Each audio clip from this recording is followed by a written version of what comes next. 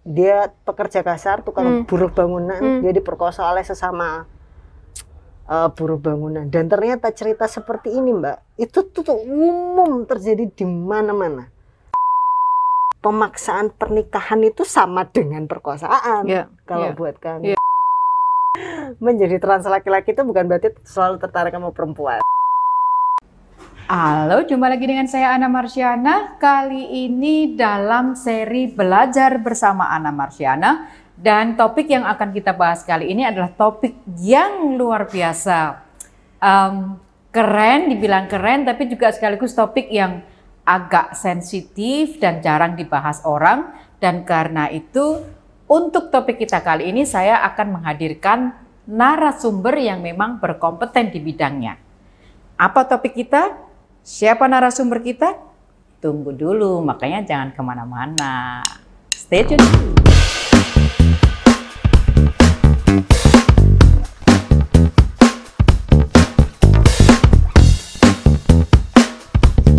Iya, tadi kan Tama sempat cerita tentang pergulatannya, transisi tadi yang banyak hal ternyata nggak saya pahami. Jadi ini menjadi transisi kita cerita tentang inisiatif yang diberi nama Transition Kolektif. Ini project atau inisiatif apa dan kenapa namanya agak serem gitu ya, Bo? Transition se-shitty apa ini? Ceritain deh.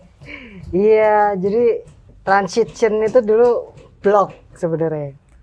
Blog pribadinya Tama? Blog pribadi, karena kan tadi kan ya aku ngerasa nggak muda ya coming out sebagai trans. Jadi nggak ada role model, nggak ada gitu tadi. Cari info informasi setengah mati. Harus cari dari teman-teman yang berbahasa Inggris gitu-gitu. Terus jadi kayak aku kan butuh pelampiasan. Maksudnya aku butuh sesuatu untuk menyalurkan apa yang kurasakan. Jadi nulis di blog gitu. Tapi kan di saat bersamaan aku juga udah mulai cari temen ya, Mbak.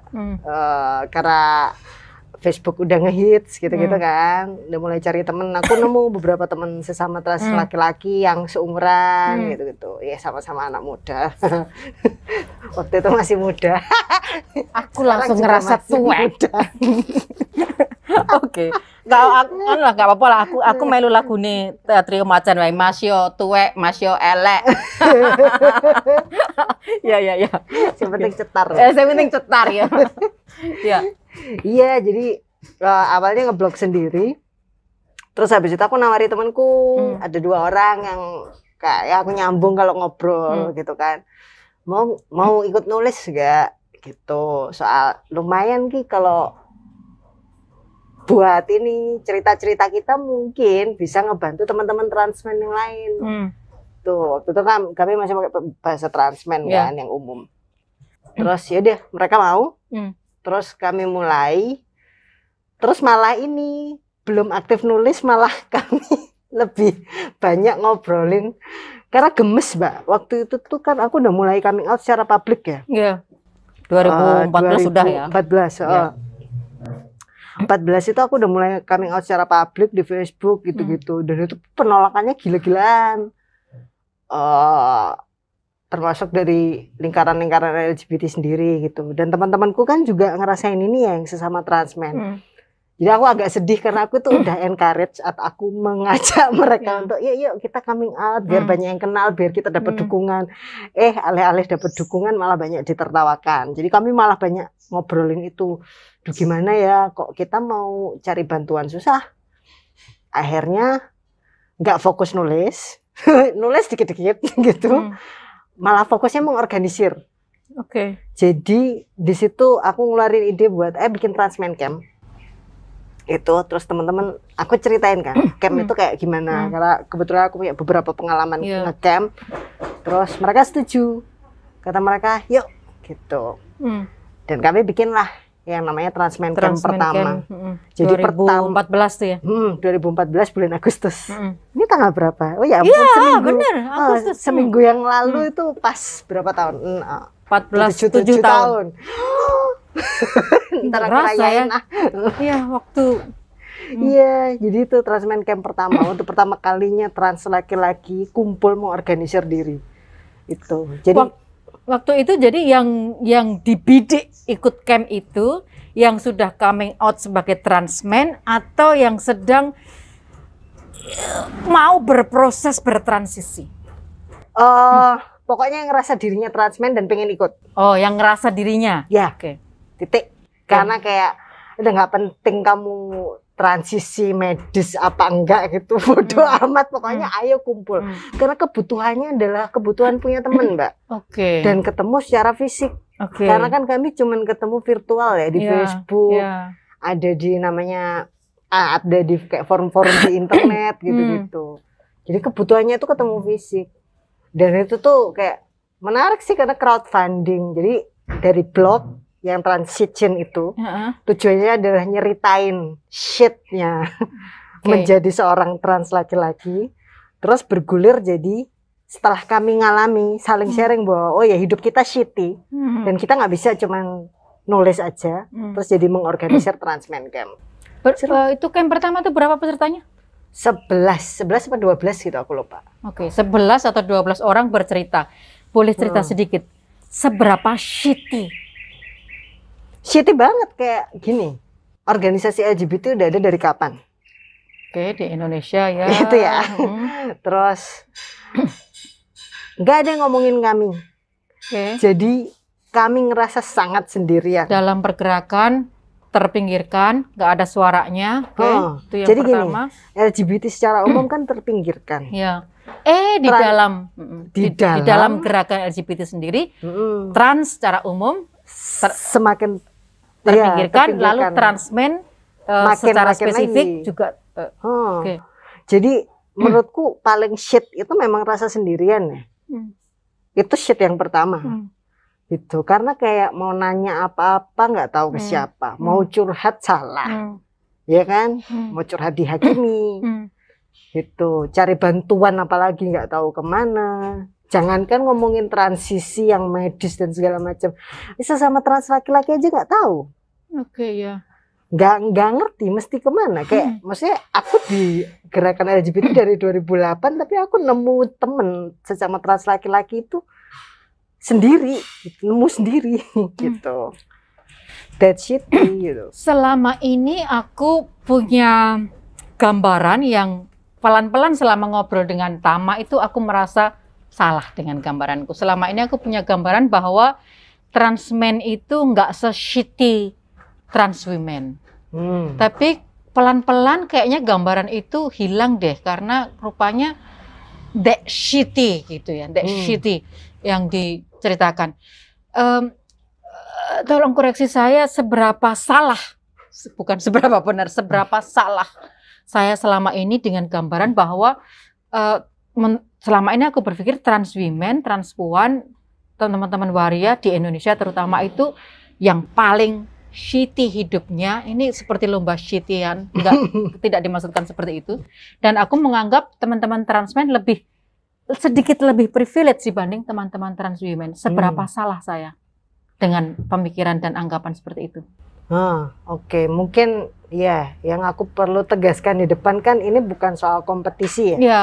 Gitu. Meskipun terdengar tidak dimaksudkan untuk menjadi kompetisi penderitaan, bukan. Cuman bahwa kadang kalau aku sharing hal seperti ini tujuannya adalah supaya apa yang terjadi pada trans laki-laki itu diakui juga, dilihat. Jadi kayak gini, sebenarnya kalau kita lihat gampangnya aja ya Mbak ya, ini kan teman-teman LGBT termasuk transpuan gitu itu kan nampak gitu. Kalau mau kritis sedikit sebenarnya bisa mau bertanya gitu ya, kenapa trans laki-laki baru muncul sekarang gitu. Sekilas mungkin kesannya karena punya privilege, kesannya karena kalau misalnya mungkin nanti kalau kita ngomongin terapi hormon, udah terapi hormon terus teman-teman trans laki-laki jadi nggak kelihatan kan kayak apa sih cowok banget gitu Mbak fisiknya gitu, terus gak kelihatan, kesannya kayak punya privilege. Terus ada juga yang menganggap bahwa karena trans laki-laki itu naik kelas dari perempuan ke laki-laki gitu kan, itu Ya, dianggap secara piramida gender, iya. kesannya kan Kesannya begitu. Tapi kan orang lupa bahwa kami itu trans ya, kami bukan cis. Ya, gitu ya. Jadi kayaknya ada yang harus dikoreksi dari perspektif yang aku punya selama ini ya tadi. Karena selama ini aku ngerasa kenapa aku merasa transmen itu sedikit lebih privilege dibanding teman-teman transpuan. Karena dalam bayanganku di Indonesia ini kan perempuan yang maskulin itu lebih accepted, lebih mudah keterima di antara masyarakat dibanding laki-laki yang feminin gitu. Plus data, fakta menunjukkan laki-laki feminin adalah termasuk bahan bulian 3 terbesar di Indonesia gitu. Jadi aku pikir jadi transmen itu lebih mudah dibanding jadi transpuan. Tapi hari ini aku belajar ternyata it's not as simple as that, karena ternyata gender transisi transmen itu juga that shitty. Karena memang kalau sekilas kalau misalnya perempuan yang maskulin gitu ya Mbak ya, itu memang dianggap keren. Tapi itu ada batasnya. Gitu. Batasnya adalah ketika mereka dianggap mulai mengambil ruangnya laki-laki, itu problem. turun. Jadi turun. Gitu, dianggap mengganggu. Itu yang aku rasakan ya. Aku Mungkin amati. sorry aku menginterupsi. Mungkin bukan dianggap turun, tapi mereka dianggap menginterupsi, mengganggu otoritas laki-laki yang merasa laki-laki yang sebenarnya di situ. Jadi bukan turun tapi dianggap mengganggu otoritas. Dianggap mengganggu otoritas. Ini kan kelihatan sebenarnya sebelum aku sampai di transmen ya. Ini kelihatan ke misalnya perempuan yang berpolitik. Gitu-gitu. Mereka kan juga nggak mudah ya Mbak. Karena kan berpolitik itu dianggap maskulin kan.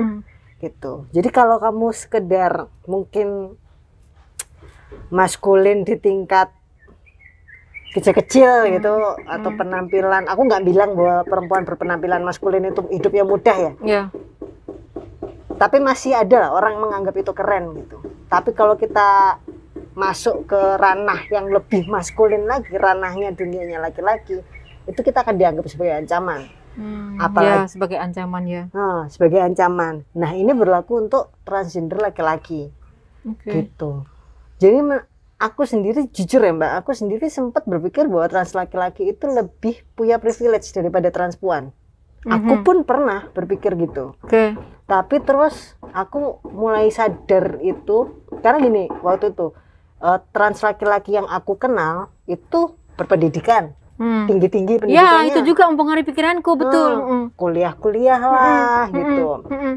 Gitu, tapi bisa bahasa Inggris, pokoknya privilege banget lah gitu. Iya, karena nggak semuanya tajir, tapi ada yang tajir-tajir juga. Ya, gitu. Lepas dari tajir atau tidak, minimal yang mempengaruhi pikiranku tadi ya, minimal begini. Yang transmen ini ketika dulu sekolah itu kan nggak ada gangguan yang memaksa mereka untuk lebih baik drop out gitu. Karena tadi lebih keterima ketika perempuan berekspresi lebih maskulin dibanding perempuan yang lain. Gitu. Itu aku juga sempat berpikir sampai di batas itu oke ya. Terus aku sempat berpikir, aku juga pernah sempat berpikir seperti itu. Tapi terus kan waktu bergulir, aku mengorganisir dan kenal semakin banyak trans laki-laki. Gitu. Misalnya di Jogja ini aja aku kenal banyak trans laki-laki yang DO dari sekolah. Mereka minggat dari rumah, ninggalin sekolah. Gak nyaman dengan seragam. Aku punya temen yang sekarang sedang kejar paket C, keren banget. Udah kejar paket C dan sekarang udah mulai kuliah. Gitu. Dia pindah sekolah 7 kali apa ya? Oh iya. Nah ini yang nggak pernah aku kebayang olehku. Jadi banyak Mbak. Cuman memang biasanya teman-teman ini karena ketidakpahaman ya, namanya istilah trans laki-laki itu baru. Jadi mereka memang ada di kelompok istilahnya kalau butch gitu, di lingkaran kawan-kawan buci, tapi mereka mengidentifikasi diri sebagai laki-laki. Jadi biasanya terjebak dalam putus sekolah, tidak kerja atau kerjanya informal gitu-gitu. Terus karena self hate, kebencian pada diri sendiri, rasa bingung dan hilang, itu juga biasanya terjebak di drugs dan minum. Iya, Itu sangat mirip sebenarnya sama teman-teman transpuan. Bedanya ini nggak kelihatan. Nah, itu ya. Gitu. Dan menurutku pemahamanku ini juga aku juga makin nyadar bahwa trans laki-laki tidak seperti yang aku bayangkan dulu. Itu waktu aku juga pergi keliling Indonesia ya. Jadi kan punya beberapa kesempatan untuk misalnya ke NTT.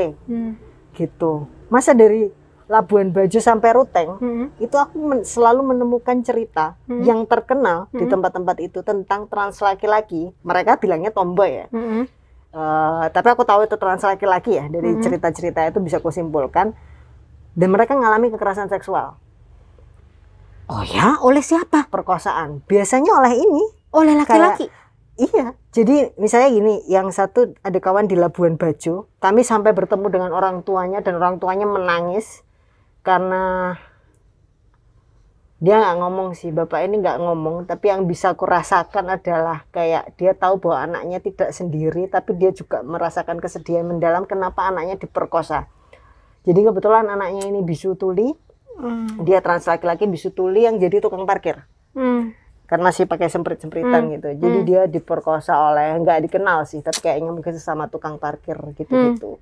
Yang di Ruteng itu dia pekerja kasar, tukang buruh bangunan, dia diperkosa oleh sesama buruh bangunan. Dan ternyata cerita seperti ini, Mbak, itu tuh umum terjadi di mana-mana. Ada kawan-kawan di Medan waktu itu juga mengadvokasi, ada kawan di Sumatera Utara sampai ada bukunya, Pak Farel namanya. Maksudnya aku bisa sebut nama karena memang sudah ada bukunya ya. Dia bersedia untuk menuliskan kisahnya gitu. Itu juga diperkosa gitu. Jadi tidak seperti yang aku bayangkan bahwa kebetulan aku bertemu teman-teman yang punya privilege, itu bukan berarti trans laki-laki itu lebih punya privilege, enggak. Tapi malah yang kusimpulkan ya, ini bukan untuk berlomba lagi-lagi, bukan lomba kesedihan, tapi aku perlu menyampaikan apa yang terjadi sebenarnya kalau di trans laki-laki. Bahwa gini, bagaimanapun teman-teman trans laki-laki ini kan ditumbuhkan sebagai perempuan ya, dibesarkan sebagai perempuan. Artinya ada hal-hal yang ditanamkan kepada perempuan, itu ditanamkan pada kami. Malu, tidak speak up, tidak, pokoknya menjadi pasif, diajarkan untuk menjadi pasif gitu. Kami merasa diri kami laki-laki bukan berarti kami mengadopsi apa yang diajarkan masyarakat pada laki-laki. Yang kami adopsi, yang dididikkan terus-terusan adalah bagaimana menjadi perempuan. Gitu. Sehingga misalnya di pengalamanku di organisasi LGBT gitu, di gerakan LGBT, memang sulit mengajak teman-teman lesbian dan trans laki-laki untuk muncul karena ada itu, Mbak. Yang terimpus di dalam kerangka pikir kita, teman-teman gitu ya. Jadi ketika berhadapan dengan laki-laki yang cisgender laki-laki, maka otomatis di situ kelihatan gap penjara kerangka pikirnya. Benar banget. Jadi tidak takut speak up, buat apa berorganisasi, lebih takut untuk ketahuan keluarga misalnya. Karena kalau ngomongin kerjaan gitu-gitu ya, maksudnya resiko kerentanan finansial juga jadi lebih tinggi gitu-gitu. Kerentanan terapi konversi juga lebih tinggi karena mereka diposisikan sebagai perempuan di masyarakat. Kan terapi konversi ke teman-teman lesbian dan trans laki-laki itu kan biasanya melibatkan kekerasan seksual, toh Mbak? Pemaksaan pernikahan itu sama dengan perkosaan kalau buat kami. Jadi ini bukan sekedar soal kamu dikirim ke romo-romo lagi atau dikirim untuk apa sih namanya rukiah gitu-gitu. Kalau cuma itu sudah involving sexual experience dan itu jauh lebih traumatizing. Makanya bahkan teman-teman trans laki-laki pun yang misalnya dia sudah transisi medis ya, katakanlah terapi hormon, operasi gitu, mereka juga hampir nggak ada yang mau muncul, karena mereka tahu betapa menyeramkannya out, gitu.